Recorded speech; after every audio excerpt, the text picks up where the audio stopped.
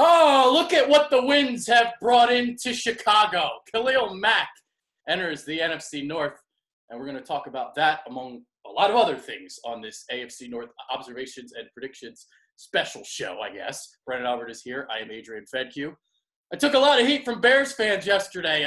I got 63 dislikes, but I want to thank each and every one of you because every time you hit that dislike button, that's money in my pocket. That's true. Every time we get a little interaction, it just means you're watching our videos. Hey, we appreciate it. I love the fact that people have difference of opinions. That's the great thing. And that's why people keep coming back. You difference of opinions. I love it. I don't take anything personal. It just means that I'm flattered enough you're taking time to listen to us. And me and Adrian both appreciate your time. Absolutely. And let's get into this because I think the problem here is I think people didn't really listen to what I had to say. They saw the video title and they just commented without even actually watching it.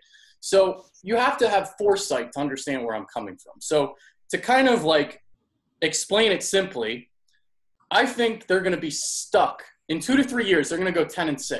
And they're going to be stuck at 10-6 because from right now, they're going to have no first-round picks.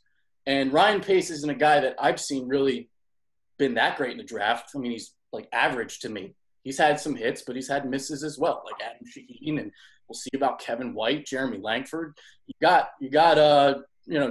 Jordan Howard. He's solid, but let's see what you can do now with limited draft capital. And then once Mitch Trubisky gets his extension, sure, you'll have the draft picks back, but all of a sudden you're missing out on money. So my worry is 10-6, and you're going to stay that way. I'm worried about the long term at tackle. I'm worried about the long term at cornerback. There are some positions I'm worried about. I know the front seven is beastly. I get it. I think you're fair there, Adrian. You can get stuck in the NFL in that purgatory situation where you're not bad enough to get a high draft pick, but you're not necessarily good enough to be a Super Bowl contender. However, aside from the Cleveland Browns, I actually would argue that the Chicago Bears are the most improved, or at least I should say most drastically changed team in the NFL. Made a lot of aggressive moves. And I'm going to I hear you, and I completely agree with you in your comment of saying not really confident in their GM ability. But couldn't I also argue then, Adrian, well, if I'm not confident in my ability to draft players, let's trade our draft picks for something we know in Khalil Mack.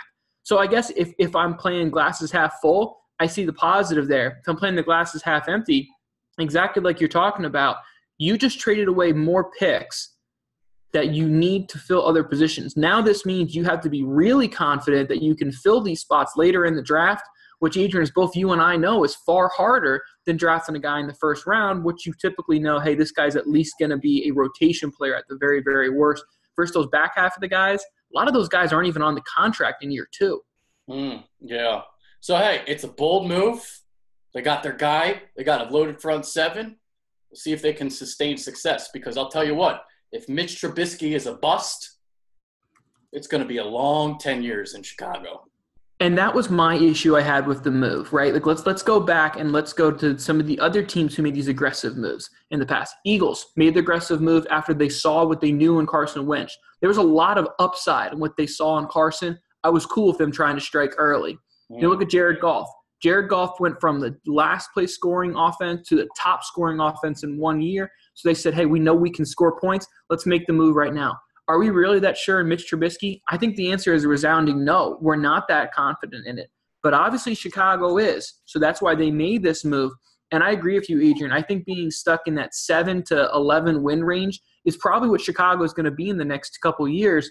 But that said, if this is one of those defense that leads the league in points off turnovers, this could be a team that could win a Super Bowl, but the NFC is so freaking deep right now. Yeah. I'm not sure I would have made this move, to be completely honest. Yeah. And even if you look at the history of defensive players who have signed $100 million contracts, it's not really that good. I mean, Marcel Darius and Ndamukong Suh, ever since Von Miller got his contract, it's hard to build that defense. They've had to let players go because they can't pay them. So we'll see. I mean, I'm sure there's other examples. And it's funny because Fletcher Cox of the Eagles, obviously I'm an Eagles guy and I do Eagles stuff, he got a $100 million contract. And I was like worried about that when they did that. So there's a history here that when you pay a guy over $100 million, more times than not, it does not work out. Especially with the fact that now we're seeing more guaranteed money up front than ever before. And I know the cap's going to go up in the next couple of years. I get that. But when you trade 2 first-round picks, essentially you're saying, do we think we can win a Super Bowl in the next 2 to 3 years? Because I'm saying Khalil Mack's probably going to have a bit of a drop-off, as most defensive ends do, after their 30s. Yeah. He's 27 right now. Yes. So essentially we're saying, do we think the Bears can win a Super Bowl in the next 2 to 3 years? I think the answer is no. I think I agree with you, Adrian. They probably can win the division, but I don't think they can win a Super Bowl in the next 2 to 3 years. That's what Ryan Pace is saying. That's what that move said last night. 100%. That's what it is. We're winning a Super Bowl in 2 to 3 years. We're winning a Super Bowl before we give Mitch Trubisky that contract extension. Yep. So there 100%. All right. Do we talk about the Bears more? I mean, they did make a lot of splashes, man. But, like, again, this is something they've done in the past. They will sign who they think are ascending backups, right? We've seen this with what was his name? I'm blanking. Help me out. The outside linebacker. McPhee out of the Baltimore Ravens. Mm-hmm. Yeah. And he was basically a rotational pass rusher of the Ravens that they tried to make into a starter. So is that going to work for some of these free agents? A guy like Trey Burton, for example. Yeah, I mean, Trey Burton is an interesting situation because he's coming with the offensive mind that really kind of got him going in his career. Yeah. So it's not like he's just, going to a new team. He's going to a new team with a coach who knows him really well. So I'm curious to see about that. Adding in Robinson is a complete slam dunk. I mean, it was so noticeable how bad they missed Alshon there in Chicago when he left. And he's almost an identical replica to their skill sets. Very, very similar players. Makes a ton of sense to bring in him. Obviously, everyone's really interested in about Miller there coming from Memphis, a late draft pick they got. Gabriel, another guy in the slot that can make something happen. James Daniels, I love this draft pick as another rotation guy. Him and Cody Whitehair are both of those guys that said, hey, can play center or guard. And now they have 2 of them on the offensive line. So the offense, and they have 2 really good running backs, Adrian. Really good dual running backs there too. So this is a very good offensive line. There's no excuses now around Trubisky. You have a great offensive mind coach. You have a lot of weapons. You got to produce some points now. I think the interior is good. I think the tackles. I know. Look, the Bears fans were telling me yesterday, well, Charles Leno, like, he was rated high by PFF. Okay, he had a great year. Doesn't mean like it's going to be replicated. Doesn't mean that maybe last year was the outlier. We don't know these things. Is Charles Leno to me is like an average guy. What's he to you? I think he's a fine starter. I don't think he's going to be this all-pro, Pro Bowl level guy, but he's still certainly a good starter at the left tackle. I wouldn't say he's a glaring weakness, but I also wouldn't say he's not a glaring weakness. Yeah, I agree with that. Yeah, I like the interior more than the exterior. I agree with that. But I tell you what, if you're able to run the ball, it's harder for those defensive ends to get in that wide 9 kind of spread and put more pressure on the tackles. They have to play a little more run confidence here. I really like the running back situation they have in Chicago. Yeah, I know you do. We just talked about it. Is Kevin White, do you think he can do anything? No. The only thing, at this point, making the team is anything for him.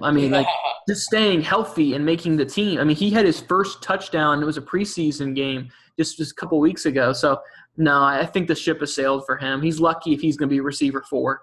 Yeah, and there's another guy. So, I don't know if you remember. I had a deep sleeper in Javon Wims, the Georgia kid. Mm-hmm. And he's had a pretty good preseason. So, maybe he's a guy that I'm not going to say he's going to emerge this year. You can't expect much from a 7th-round rookie, but maybe they found themselves a 4th or 3rd wide receiver.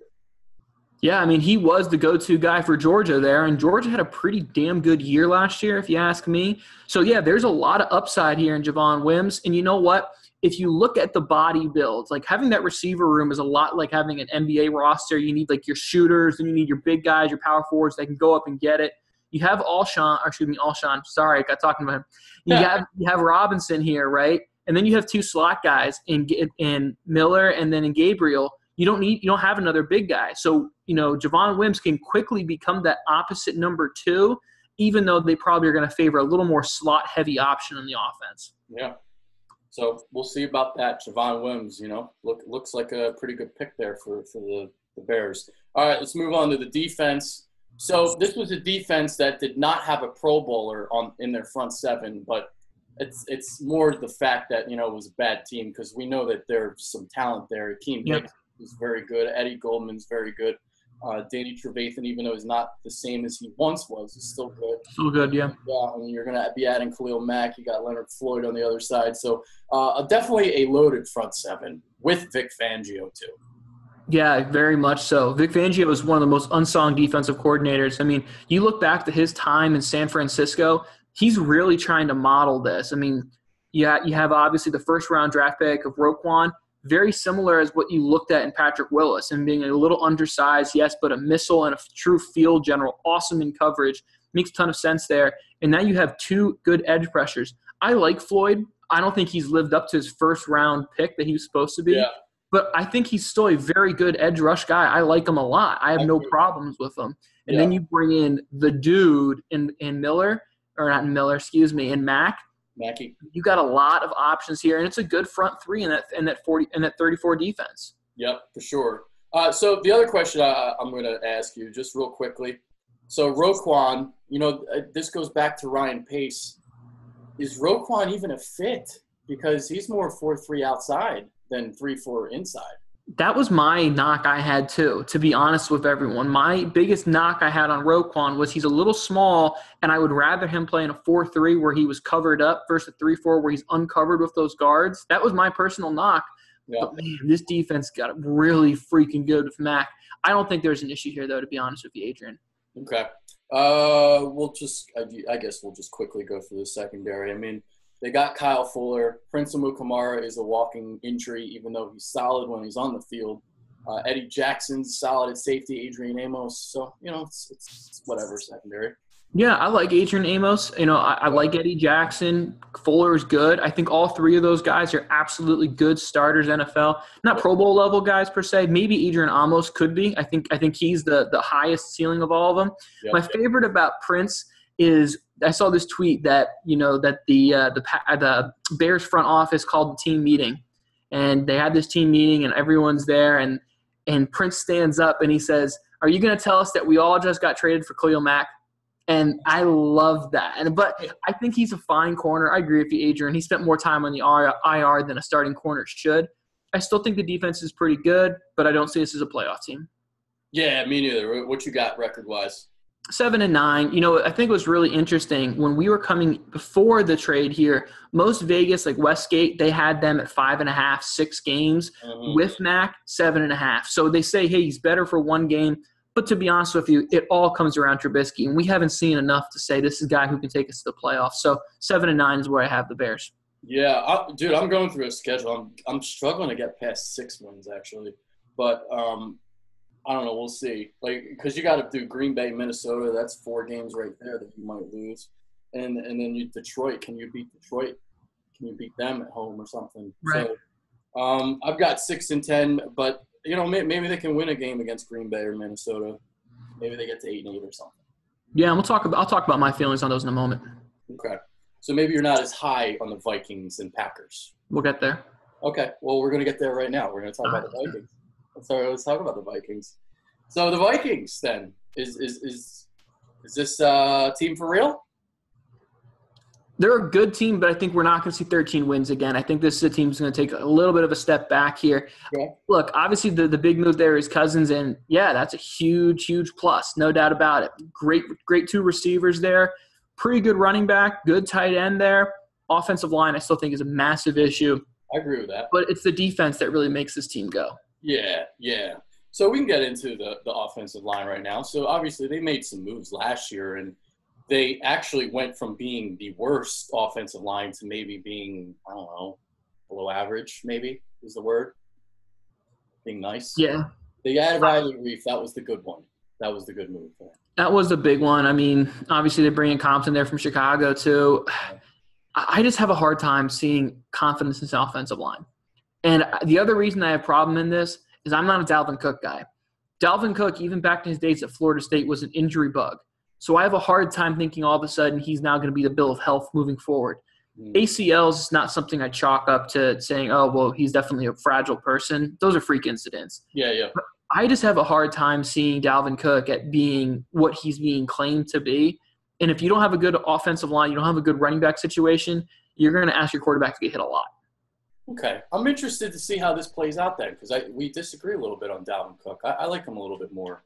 I think he's a good zone runner. I think he's got some vision. He knows when to press the hole and stuff. You're right about the injuries, though. I mean, there's something there. Maybe this goes back to me wanting Dalvin Cook being drafted by the Eagles last year. I don't know. But I like Cook a little bit. And there's no doubt his skill set's there. But Yeah. at running back, you get hit every single play. Even when you're pass blocking, you get hit every single play. And I just have a hard time seeing his durability. So that's a big reason I'm not a huge fan of him. I will think it's interesting. Michael Boone, undrafted a running back here. I don't think it's a shot that we see him become the number 2 running back. And if Dalvin Cook goes down, we could see him becoming that guy who becomes a starting running back there for Minnesota. Wow. Okay. Stephon Diggs, Adam Thielen. They're the best wide receiver duo in football, right? You'd have to think so. I would still take, if we go depth, I would go Atlanta. But 1-2 punch. I said duo. Yeah, I would say 1-2 punch the receivers. Mm-hmm. Yeah, I think that's probably fair, Adrian. Okay. I'm trying to think of others, like top of my head. I would probably think it's I take that back. I have to see a second year of it, but AB and Juju, I mean, AB by himself makes plays happen, and depending on if Juju can be even half of what he was, I might take those two over them, but this is a really good duo of receivers. I think Thielen is better than Diggs. I think Diggs is like slightly overrated, but I think Thielen's underrated. I agree with that. Yeah. Okay. And then you got Kyle Rudolph there too. He's probably their best red zone threat.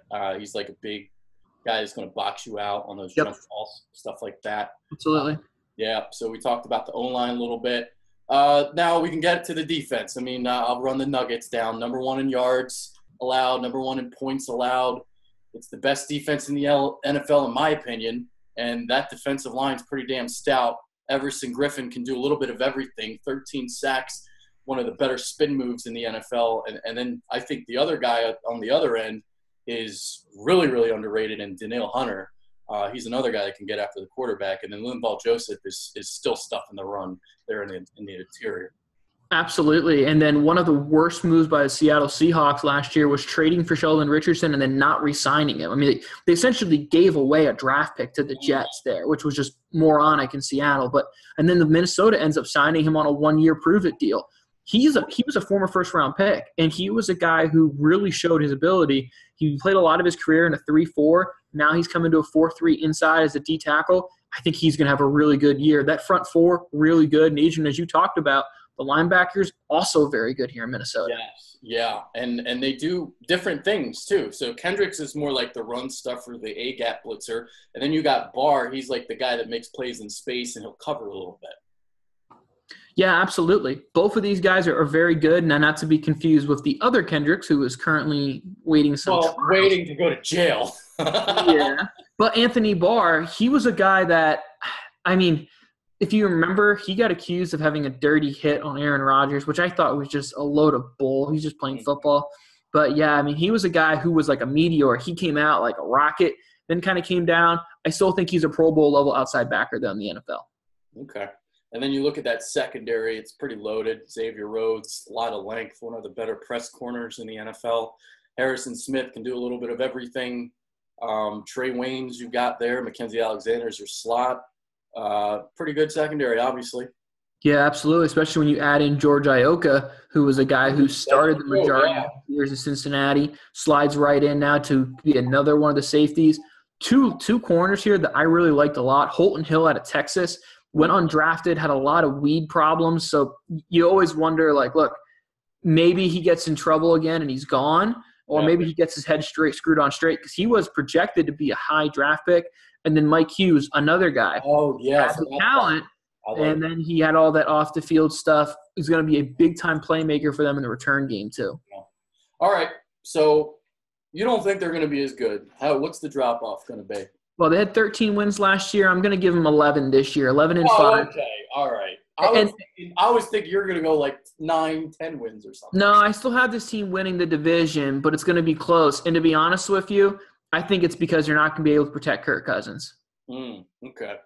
I like them at 12-4 because I think Kirk Cousins is better than Case Keenum. Now, Case Keenum comes off obviously a fantastic season, but with Kirk, we'll see, because I know the O-line's bad, but he does have that quick release and he does make quick decisions. So we'll see.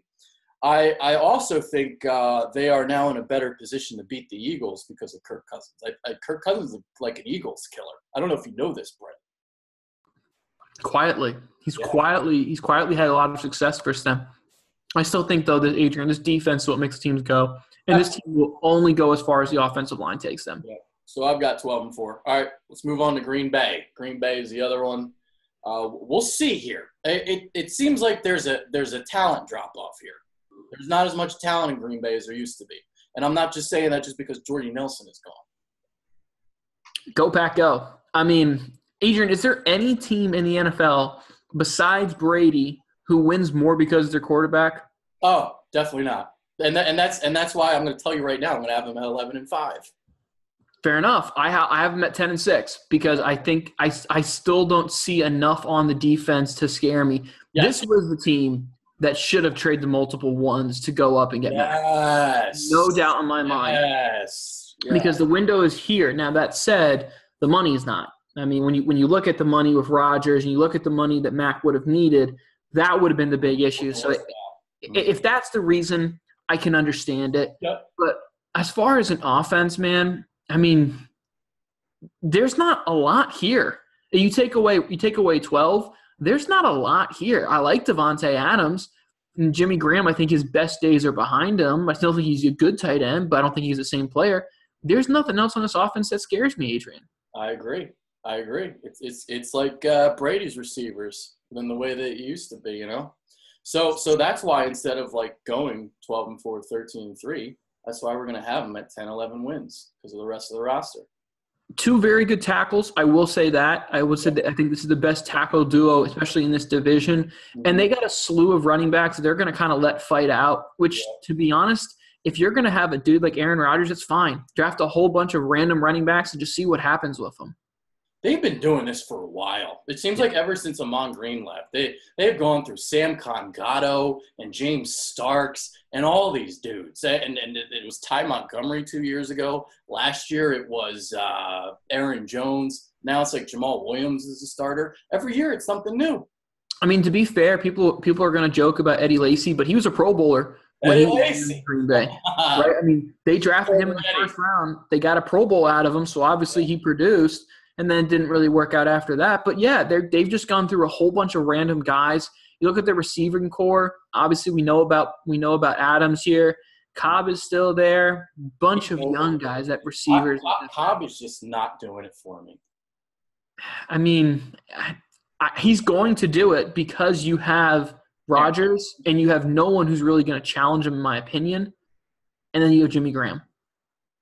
I was disappointed in Cobb because of the year that Jordy Nelson went down. And that was his chance to really show, like, he's one of the better wide receivers in the NFL. And he had a poor year. Didn't live up. Just, no.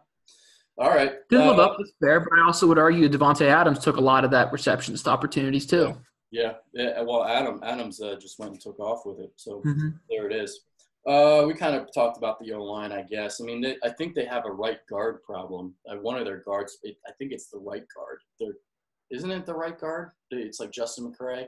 Yeah, a little bit of rotating door there. But, I mean, again, when you're the Packers and you throw the ball so much, I'd much rather have two really good tackles because Rodgers is so freaking good in the pocket that if he can see someone coming, he'll make the first guy miss. Yeah, and Bakhtiari is like a top 5 tackle in the game. Stud. Absolute stud. Absolutely. All right, defense. So they made a change here. They go from Dom Capers to Mike Pettin on the defensive side of the ball. Now, Mike Pettin's another name that's been around the NFL for a while. It's the Baltimore Ravens, amongst many other teams, is very successful. Having a couple different switches here. Now we're going to see more of that 3-4. Bring in Mo Williams. I know he was a guy, and Mo Wilkerson just didn't really completely click full-time with the Jets. They bring in him. Kenny Clark is quietly a very good front man there. And then Mike Daniels, another guy who's pretty good. That front three is pretty darn good there. I'd probably say the most underrated D-line in the league. I would agree with that. I think that's very fair. But then you go back to their linebacking core. I mean, you just got to wonder, like, Clay has slowly been dropping off. Yeah. And he makes a lot of plays still, but it's dropping off. Nick Perry has been good, but haven't seen a lot of him, to be honest. Linebackers, the middle backers have been hurt every year. It seems like one of them rotates, so there's a little bit of a concern there at the middle backer position. This has been a problem for years now. It has. Years. Yeah. So you got your Jake Ryans and your Blake Martinez's and just average guys, basically. Yeah. So, All right, moving on to the secondary now. They trade Demarius Randall to Cleveland. Kevin King was a guy that kind of emerged, I guess, a little bit at the end of the year. Yeah. They bring back Tremont Williams from back in the day. He's back in the NFL. So the secondary, what do you think? Well, they also made 2 high draft picks here with Josh Jackson and Javier Alexander. So that was part of the deal that they got when they traded down with the Saints. They were still able to address corner, which was a big need for them. Clinton Dix, very, very good safety there as well. They have a lot of youth here, and they've invested a lot. So if some of these guys can hit, this would be a very good defensive back crew. But right now is a lot of unprovenness here. Yeah. All right. Yeah, I'm with you. Like they're going to be good in the secondary in 2 or 3 years from now, I think. But right now, still work in progress, obviously. All right, so I said 11-5, and you said 10-6. So we're going to move on to Detroit. I guess we're not going to spend too much time on Detroit, huh? This is not a sexy team. This is like 8-8, 9-7. This is what they do every year. They were 9-7 last year. I mean, this was a team who, made a head coaching change, and you want to talk about a big change of style. You go from Caldwell, who was 100% a player's coach, to now making Matt Patricia, who was very much my way or the highway, and it's very, very different. So you probably are going to hear some rumblings about this team just because it's a big transition change here. But this is another team, Adrian. The offensive roster's got a lot of weapons. Yeah, absolutely. You've got Marvin Jones. You've got Golden Tate there as your wideouts. We'll see about the running back spot. Now, this is an issue here. So Detroit didn't have a back that averaged over 4 yards a carry, or none of them had over 600 yards rushing. So we'll see. They obviously drafted Johnson and Kerryon Johnson in the second round to be their guy, but we'll see about it. I mean, there's a lot of different options here. Theo Riddick is Theo Riddick, right? Like, he's going to be your guy who's going to be catching 40 to 60 receptions, playing out of the slot, being on third down. That's him, but he's never going to be a guy who's going to toke the rock. LeGarrette Blount, you know what LeGarrette Blount's been his whole career. He's not going to be your lead back, but you get him in short yardage and goal line, you know he's the vulture. And then there's Amir Abdullah, who's just been a big, big disappointment out of Nebraska. So Kerryon Johnson enters the room as the starting running back. Keep in mind, the Lions did trade up to get him, so you got to assume they had some high hopes here. He's looked pretty good in the preseason. Be kind of curious to see how much touches he get, and does that affect how Theo and LeGarrette Blount are used.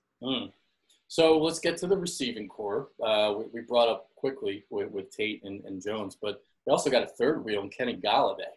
Yeah.